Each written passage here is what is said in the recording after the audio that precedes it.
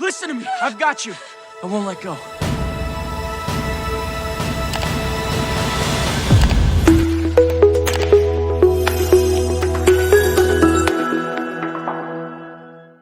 Welcome to Crystalline Recap. Today, I'm going to be recapping a romance drama film titled Titanic.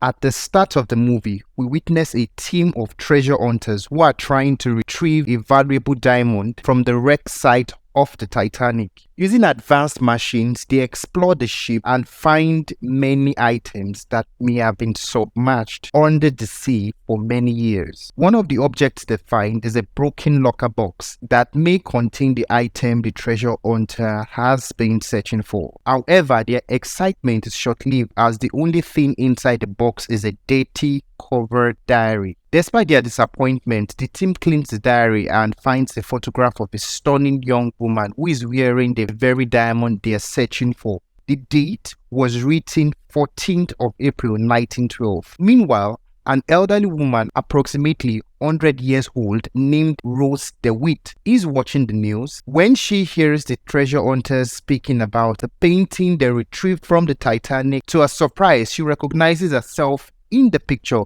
as a young woman. Rose contacts the treasure hunters and tells them the woman in the painting is indeed herself. Intrigued by these claims, the treasure hunters invite Rose to their ship to share her story and any memories she has of the Titanic. The old woman was immediately transported using an helicopter. Upon arriving at the ship, Rose becomes emotional as she watches an animated video that describes how the Titanic may have sunk. She then begins to recall flashes of her past. The treasure hunters request that she shares her full experience. Rose summons the courage as she begins to recount the story of the Titanic, a story she witnessed 84 years ago.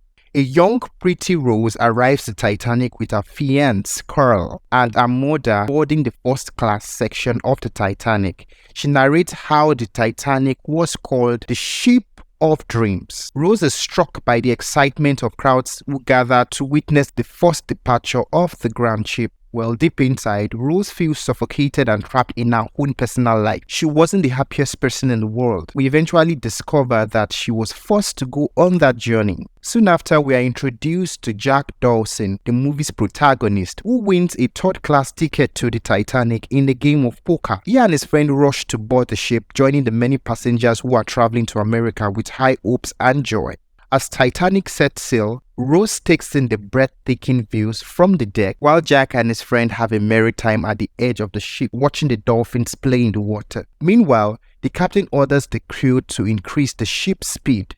Rose is having breakfast with her family, including her fiancé Carl, who is prone to outbursts and mistreatment towards her. Fed up with his behavior, Rose leaves the table in anger. Meanwhile, Jack, a talented painter and a swimmer, is capturing portraits of passengers on the Titanic when he spots Rose and is immediately struck by her beauty. Despite her fiance's attempt to keep her away, Rose steps outside feeling hopeless about her life and future. She attempts to commit suicide, but just when she is about to jump overboard, Jack intervenes. This show of empathy causes Rose to reconsider and she decides not to jump. The situation draws the attention of some officers who arrest Jack for possibly trying to rape Rose.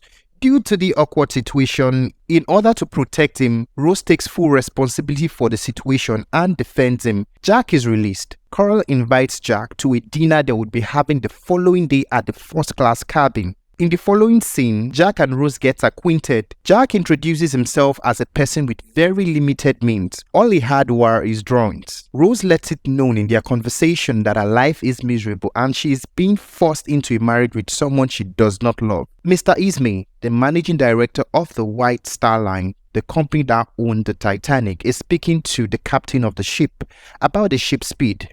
Mr. Ismay wants to make headlines by arriving in New York on Tuesday night and surprising everybody with the speed of the ship. However, the captain expresses concern about pushing the engines of the ship too hard before they have been properly running. Despite this, Mr. Ismay encourages the captain to make the most of the final crossing and retire in grand style. Here, we see Jack speaking to Rose about his life experiences. Jack expresses his freedom-loving lifestyle and Rose expresses her interest in learning how to live like Jack. Jack tries to teach her how to ride horses and speak like a man. However, Rose's mother interrupts She immediately does not approve of Jack. Rose introduces Jack to her mother, who does not seem impressed by him at all. In the next scene, we see Rose in her room when Carl enters to put an expensive diamond necklace around her neck. The necklace is stunning and Rose couldn't help but admire it. Meanwhile, Jack gets ready for dinner, dressed in a fancy attire, trying to look like a rich first-class passenger. Despite not being too familiar with the manners of the upper class, Jack walks confidently to dinner. Rose enters the room looking stunning and the two get further acquainted. Dinner eventually starts and the conversation held at the table seems completely awkward. Jack is honest about his financial status. Rose's mother immediately displeases of him even further because of his poor background. After the meal was over, Jack invites Rose to the third-class passenger cabin. Despite being from a wealthy family, Rose has a great time in the third-class cabin with Jack. Here, there are no show-offs. There were people dancing, singing, rejoicing. However, Lovejoy, Carl's bodyguard, sees her and reports her activities in the lower-class cabin to Carl. The next morning, Carl scolds Rose for dancing with Jack, saying it was totally disrespectful of her. Even her mother yells at her, considering her action to be reckless. Rose's mother forbids her never to see Jack again and tells her to understand that their situation is precarious and their money is gone. She mentions that the only card they have at play is their good name and that Rose should marry Carl Oakley, which would ensure their survival. Rose feels the situation is unfair. Later on, Jack meets Rose in secret, but Rose is hesitant to meet him. She eventually lets it known that they had no future together. After realizing that her life lacks joy and fulfillment, Rose returns to Jack. Jack takes Rose to the ship's railing to observe a beautiful scenery, and she is amazed by the stunning view of the ocean from the ship, and they both feel elated. They kiss for the first time. In the following sequence, Rose asks Jack to paint a portrait. It's this painting that's later discovered by the researchers. After Jack completes the painting, Carl doesn't seem to find Rose and instructs Lovejoy to begin searching for her. Jack and Rose continue to have a lot of fun together, including becoming intimate. Rose tells Jack that when the ship docks, she would be getting off with him. Meanwhile, the ship's lookout notices a large iceberg in the ocean and the Titanic was on a collision course with it. The captain raises an alarm and the crew in the engine room works hard to steer the ship away from the iceberg, but their efforts were in vain. The water begins to seep into the lower chamber of the ship, causing it to sink gradually. After witnessing the collision, Jack and Rose returns to the ship to alert others. Upon reaching Rose's room, they find it occupied by Carl, Lovejoy, and some security guards. Carl accuses Jack of stealing the precious diamond necklace he gave to Rose. Jack denies the accusation, but no one believes him. The security guard arrests Jack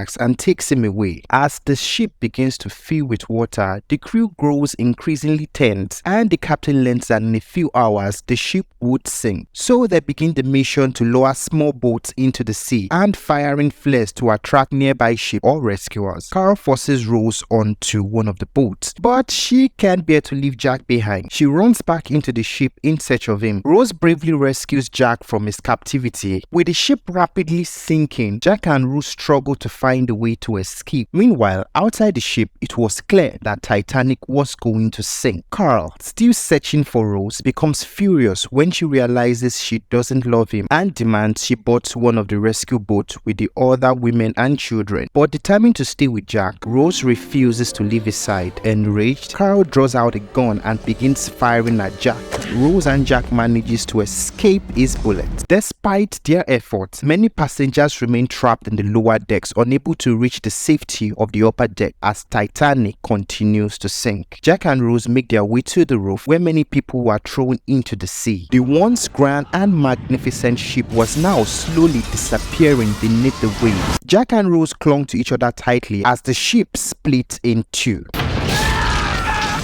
As the ship hits beneath the waves, Jack and Rose also sank with it. Rose floats to the surface and begins to search for Jack. She eventually finds him and together they both find a door wreck. Jack tells Rose to sit on the wreck. He tries to keep her warm and comforted despite his own worsening condition. The seawater was extremely cold, causing Rose and Jack to shiver and their bodies to freeze. Jack encourages Rose to hold on a little bit longer until help arrives. However, after what seems like an hopeless wait. A lifeboat approaches. As Rose quickly turns to inform Jack that hope had arrived, Rose realizes that Jack had passed away in the frigid ocean. This moment was the most emotional and heart-wrenching part of the film. 1,500 passengers were thrown into the sea when Titanic sank, and only 20 lifeboats were available. Out of them, only one lifeboat returned. Rose, however, was among the 706 that was rescued. In the following scene, we see that it's morning and some more passengers have been rescued by the RMS Carpathia and are in good condition. Although rescue teams arrived, they were too late to save many lives. A police officer approaches Rose and asks for her name, to which she replies,